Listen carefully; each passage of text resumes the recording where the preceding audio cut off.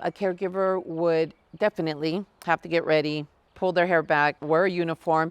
I always tell caregivers that, we want to be professional. We want to make sure that we're able to scoop and do whatever we want and not be limited because of the clothes we wear. But a typical day for a caregiver would be, depending on what shift they're running. If they're an AM shift, of course, they would have to, get the client out of bed. And depending if the client has a walker or if you have to use a Hoyer lift, it might take longer. Does the client need a quick sponge bath or does the client need a full shower? Then, of course, you'll provide lunch, breakfast, lunch. If it's a 4 hour, we try to say we're going to do breakfast and lunch.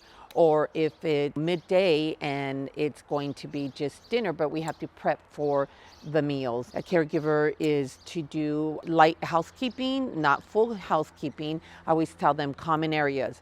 We're there to provide a service for the client. We're not there to take our belongings there. So I always tell caregivers, make sure you pack your lunch, you put it in a cooler if it needs to be cooled, take that kind of stuff into consideration. And that is a typical caregiver's day. I have caregivers that love their clients, and some of them work 12-hour shifts. The majority of them do, but they also, like I tell my caregivers, I want them to be happy.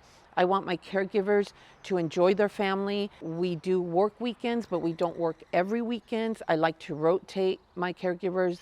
There's 3 shifts. There's an AM shift, there's a PM shift, and there's an overnight shift.